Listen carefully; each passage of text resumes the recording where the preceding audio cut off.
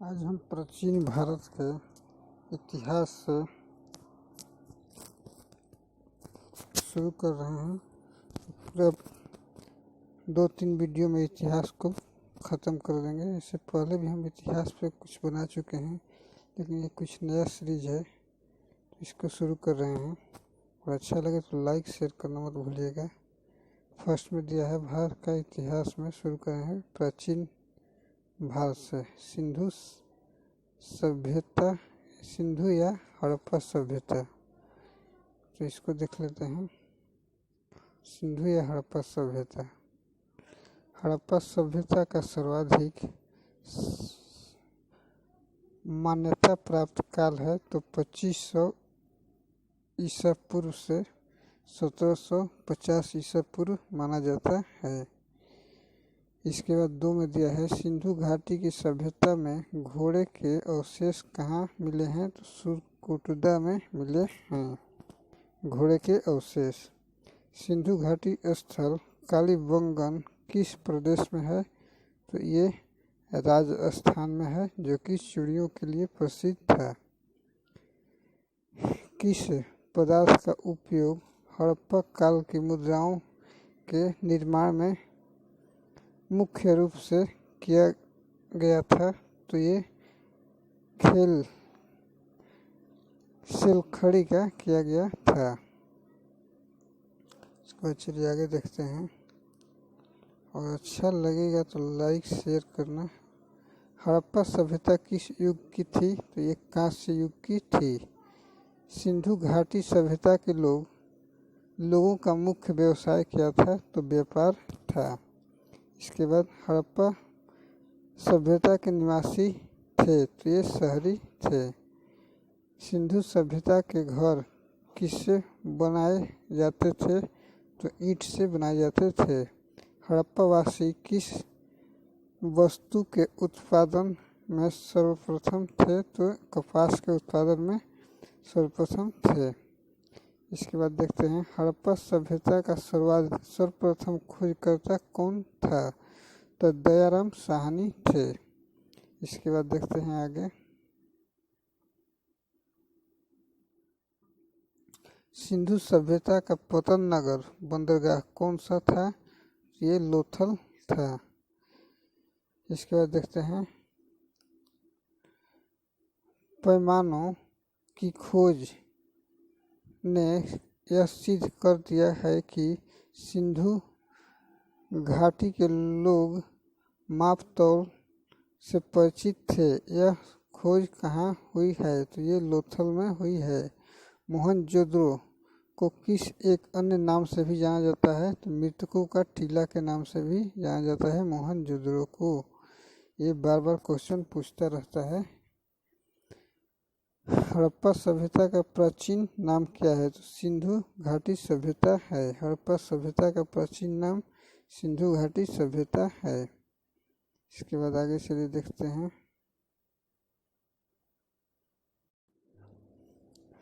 कपास का उत्पादन सर्वप्रथम सिंधु क्षेत्र में हुआ, जिसे ग्रीक या यूनान के लोगों ने किस नाम से पुकारा तो ये सिंडन के नाम से पुकारा।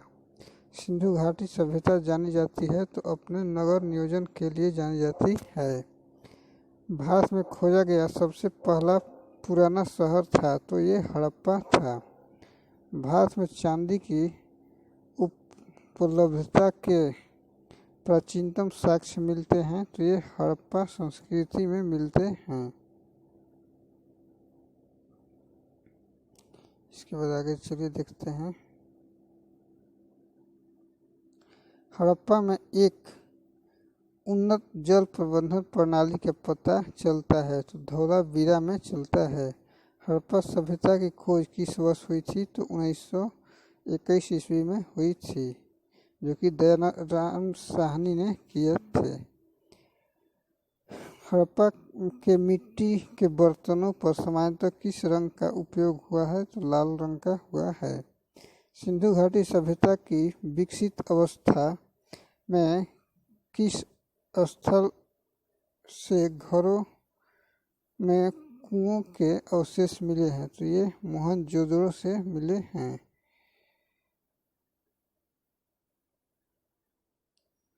इसके बाद देखते हैं आगे। सिंधु घाटी सभ्यता को खोज निकालने में जिन दो भारतीयों का नाम जुड़ा हुआ है वे हैं दयाराम साहनी एवं रखालदास बनर्जी। इनका नाम जुड़ा हुआ है। रंगपुर, जहां हड़प्पा की समकालीन सभ्यता थी, सौराष्ट्र में थी। हड़प्पा एवं मोहनजोदड़ो की पुरातात्विक खुदाई के प्रभारी थे तो सर जॉन मार्शल थे। किस पशु की आकृति को मुहर पर मिली है, जिससे ज्ञात होता है कि सिंधु घाटी एवं मेसोपोटामिया की सभ्यता के मध्य व्यापारिक संबंध थे, तो बैल का मिला है। हड़प्पा के लोगों की सामाजिक परिस्थिति कैसी थी, तो उचित समाजवादी थी। इसके बाद देखते हैं आगे।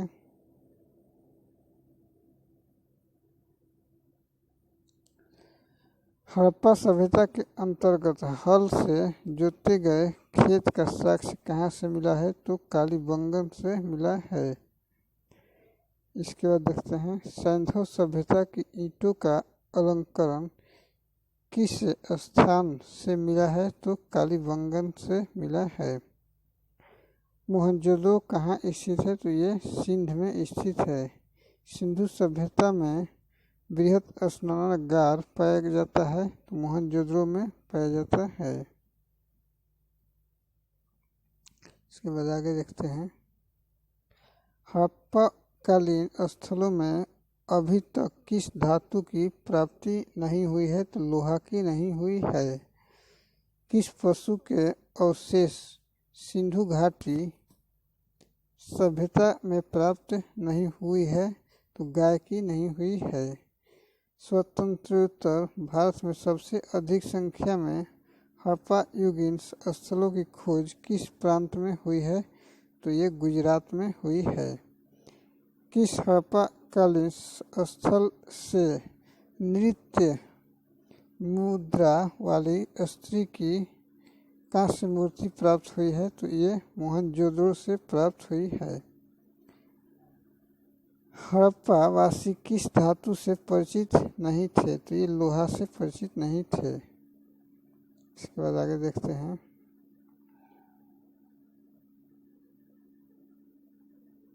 किस हड़प्पा कालीन स्थल से युगल स्वाधान का साक्ष्य मिला है, तो लोथल से मिला है।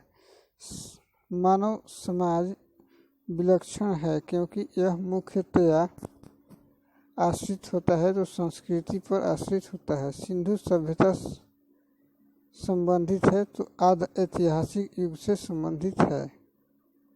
इसके बाद आगे देखते हैं। ये सब पूछा गया क्वेश्चन है, प्रीवियस ईयर का क्वेश्चन है। सिंधु घाटी की सभ्यता गैर आर्य थी क्योंकि वह थी नगरीय सभ्यता। सिंधु घाटी सभ्यता को आर्यों से पूर्व की रखे जाने का महत्वपूर्ण कारक है, तो मृदभांड है। सिंधु घाटी संस्कृति वैदिक सभ्यता से भिन्न थी क्योंकि इसके पास विकसित शहरी जीवन की सुविधाएं थी। हड़प्पा संस्कृति की जानकारी का मुख्य स्रोत है, तो पुरातात्विक खुदाई है। सब क्वेश्चन पूछा गया है। सिंधु घाटी के निवासियों की सभ्यता को जानने का मूल स्रोत है, तो वहाँ पाए गए बर्तन, जेवर, हथियार तथा औजार। भारत में चांदी की उपलब्धता के प्राचीनतम साक्ष्य मिलते हैं, तो हड़प्पा संस्कृति में मिलते हैं। हड़प्पा में मिट्टी के बर्तनों पर सामान्यतः किस रंग का उपयोग हुआ था, तो लाल रंग का हुआ था। मूर्ति पूजा का आरंभ कब से माना जाता है, तो पूर्व आर्य से माना जाता है। विशाल स्नानागार किस पुरातत्व स्थल से पाया गया है, तो मोहनजोदड़ो से पाया गया है। इसके बाद देखते हैं आगे। और अच्छा लगे तो लाइक शेयर करना मत भूलिएगा। हड़प्पा सभ्यता स्थल लोथल स्थित है तो गुजरात में स्थित है। धौलावीरा किस राज्य में स्थित है तो ये गुजरात में स्थित है। कौन सा हड़प्पीय नगर 3 भागों में विभक्त था तो धौलावीरा विभक्त था। इसके बाद देखते हैं आगे वैदिक सभ्यता। वैदिक सभ्यता से देखते हैं पूर्व वैदिक या रिंग वैदिक संस्कृति का काल किसे माना जाता है तो 1500 ईसा पूर्व से 1000 ईसा पूर्व तक माना जाता है पूर्व वैदिक या रिंग वैदिक संस्कृति का काल। इसके बाद देखते हैं उत्तर वैदिक संस्कृति का काल किसे माना जाता है तो 1000 ईसा पूर्व से 600 ईसा पूर्व तक माना जाता है। आर्य शब्द का शाब्दिक अर्थ क्या है तो श्रेष्ठ या कुलीन। आर्य शब्द का शाब्दिक अर्थ श्रेष्ठ या कुलीन। इसके बाद चलिए आगे देखते हैं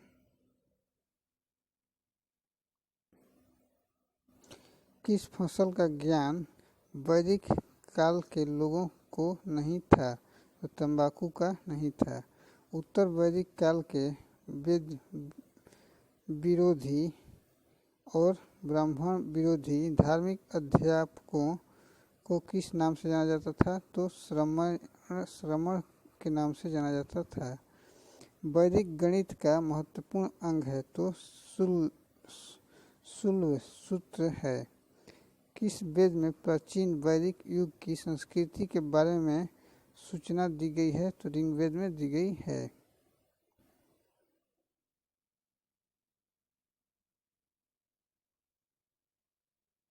वेदों की संख्या कितनी है तो 4 वेद हैं। भारत के राज्य में प्रयुक्त होने वाले शब्द सत्यमेव जयते किस उपनिषद से लिए गए हैं तो मुंडक उपनिषद से लिए गए हैं। ऋग वैदिक आर्यों का मुख्य व्यवसाय क्या था तो पशुपालन था। भारतीय संस्कृति का आदि ग्रंथ कहा जाता है तो सामवेद को कहा जाता है। इसके बाद आगे देखते हैं प्रमुख दर्शन। प्रमुख दर्शन और उनके प्रवर्तक सांख्य के कपिल, न्याय के गौतम, चार्वाक के चार्वाक, योग के पतंजलि, पूर्व मीमांसा के तो जैमिनी। इसके बाद उत्तर मीमांसा के बद्रायन। इसके बाद वैशेषिक के कर्णाद हैं। इसके बाद आगे देखते हैं प्रथम विधि निर्माता मनु को माना जाता है। कृष्ण भक्ति का प्रथम और प्रधान ग्रंथ है तो श्रीमद् भागवत गीता है। ऋग्वेद में संपत्ति का प्रमुख रूप क्या है तो गोधन है। ऋग्वेद के किस मंडल में शूद्र का उल्लेख पहली बार मिलता है तो 10वें मंडल में मिलता है। वेदों की ऋचाओं को पढ़ने वाले ऋषि को क्या कहा जाता है तो होत्री कहा जाता है। इसके बाद ऋग्वेद का संबंध किससे है तो ईश्वर महिमा से है। ऋग्वेद में कुल मंडल हैं तो 10 मंडल हैं। ऋग्वेद में कुल सूक्तियाँ हैं तो 1028 सूक्तियाँ हैं। इसके बाद आगे चलिए देखते हैं ऋग्वेद में कुल रचनाएँ हैं तो 10,580 रचनाएँ हैं। ऋग्वेद में इंद्र के लिए रचनाएँ हैं तो 250। ऋग्वेद में अग्नि के लिए है तो 200। सबसे पुराना वेद माना जाता है तो ऋग्वेद को माना जाता है। इसके बाद चलिए आगे देखते हैं ज्ञान। वेदों की संख्या 4 है। ऋग्वेद, सामवेद। वेदों की संख्या 4 है। ऋग्वेद, सामवेद, यजुर्वेद तथा अथर्ववेद। इनमें सबसे प्राचीन वेद ऋग्वेद है। यत्री नाम है तो 3 वेदों का यत्री नाम है। ज्ञान ऋग्वेद, यजुर्वेद तथा सामवेद को वेदत्री या त्रयी कहा जाता है। किस वैदिक ग्रंथ में वर्ण शब्द का सर्वप्रथम नामोल्लेख मिलता है? तो ऋग्वेद में मिलता है। इसके बाद आगे चलिए देखते हैं। भारत का सबसे प्राचीन धर्म ग्रंथ कौन सा है? तो वेद है। अथर्व का अर्थ क्या है? तो पवित्र। जादू है। पूर्व मीमांसा दर्शन के प्रतिपादक कौन है? तो जैमिनी है। सबसे प्राचीन पुराण कौन सा है? तो मत्स्य पुराण है। ब्राह्मण ग्रंथों में सबसे प्राचीन ग्रंथ कौन सा है? तो शतपथ ब्राह्मण है। इसके बाद आगे चलिए देखते हैं। वर्ण व्यवस्था में से संबंधित पुरुष सूक्त मुख्यतः पाया जाता है? तो ऋग्वेद में पाया जाता है। गोपथ ब्राह्मण संबंधित है? तो अथर्ववेद से संबंधित है। उपनिषदों का मुख्य विषय है? तो दर्शन है। नचिकेता आख्यान का उल्लेख मिलता है? तो कठोपनिषद में मिलता है। पुराणों की संख्या कितनी है? तो 18 है। इसके बाद चलिए आगे देखते हैं। वैदिक धर्म का मुख्य लक्षण किसकी उपासना से है था? तो प्रकृति की उपासना से था। किस देवता के लिए ऋग्वेद में पुरंदर शब्द का प्रयोग हुआ है? तो इंद्र के लिए हुआ है। शल्व सूत्र किस विषय से संबंधित पुस्तक है? तो ये ज्यामिति से संबंधित है। अस्तु माँ सुगम्य कहाँ से लिया गया है? तो ये ऋग्वेद से लिया गया है। आर्य भारत में बाहर से आए और सर्वप्रथम बसे थे? तो ये पंजाब में बसे थे। इसके बाद देखते हैं आगे।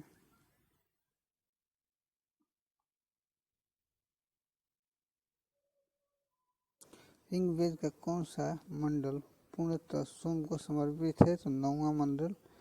प्रसिद्ध 10 राजाओं का युद्ध दशराज युद्ध किस नदी के तट पर लड़ा गया? तो पुरुषणी नदी के तट पर लड़ा गया था।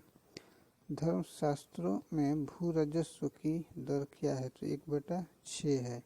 800 ईसा पूर्व से 600 ईसा पूर्व का काल किस युग से जुड़ा है? तो ब्राह्मण युग से जुड़ा है। आरंभिक वैदिक साहित्य में सर्वाधिक वर्णित नदी है? तो सिंधु नदी है। उपनिषद काल के राजा अश्वपति कहाँ के शासक थे? तो कैकेयी के थे।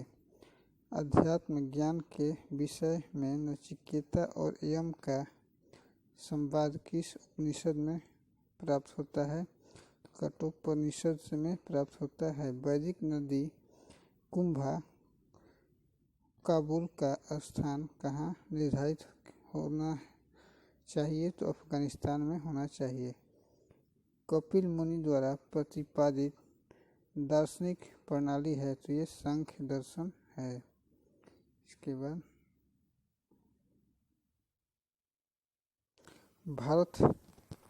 भारत के किस स्थल की खुदाई से लौह धातु के प्रचलन के प्राचीनतम प्रमाण मिले हैं?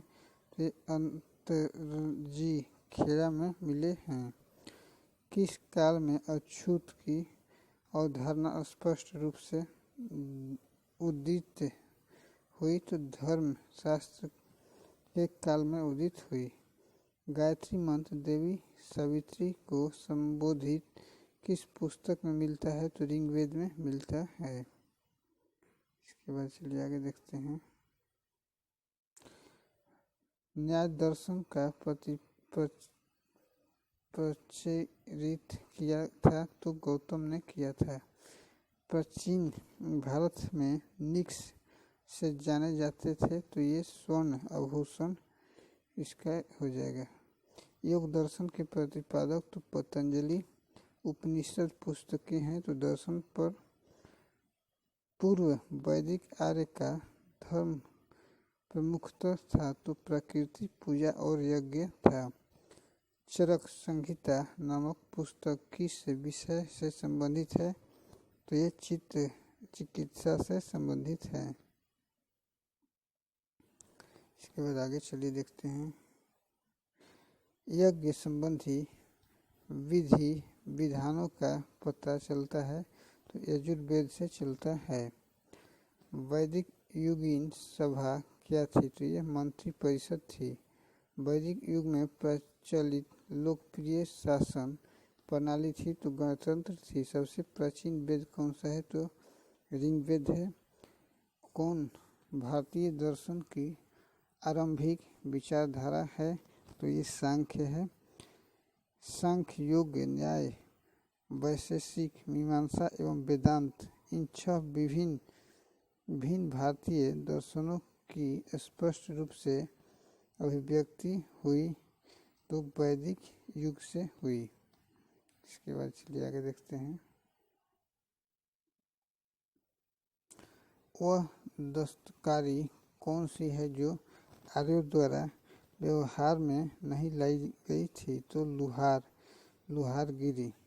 इसके बाद देखते हैं। प्राचीनतम व्याकरण अष्टाध्यायी के रचनाकार हैं तो पाणिनि है। कौन सी स्मृति प्राचीनतम है? तो मनु स्मृति प्राचीनतम है।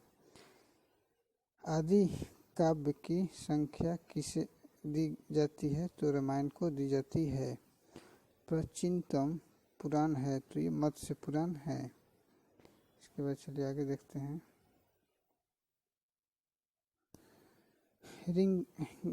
ऋग्वेद में सबसे पवित्र नदी किसे माना जाता है? तो सरस्वती को माना जाता है। वैदिक समाज की आधारभूत इकाई थी तो काल कुटुंब थी। ऋग्वैदिक युग की प्राचीनतम संस्था कौन सी थी? तो ये विदध थी। ब्राह्मण ग्रंथों में सर्वाधिक प्राचीन कौन है? तो शतपथ ब्राह्मण है। गोत्र व्यवस्था प्रचलन में कब आई? तो ये उत्तर वैदिक काल में आई। मनुस्मृति मुख्यतया संबंधित है तो ये समाज व्यवस्था से संबंधित हैं। गायत्री मंत्र की रचना किसने की थी? तो ये विश्वामित्र ने की थी। अवेस्ता और ऋग्वेद में समानता है। अवेस्ता किस क्षेत्र से संबंधित है? तो ये ईरान से संबंधित है। किसका संकलन ऋग्वेद पर आधारित है? तो सामवेद का है। इसके बाद किस वेद में जादुई माया और वशीकरण का वर्णन है? तो अथर्ववेद में है। आर्य शब्द इंगित करता है निर्जाति समूह को करता है। प्राचीनतम विवाह संस्कार का वर्णन करने वाला विवाह सूक्त किसमें पाया जाता है? तो ये ऋग्वेद में पाया जाता है।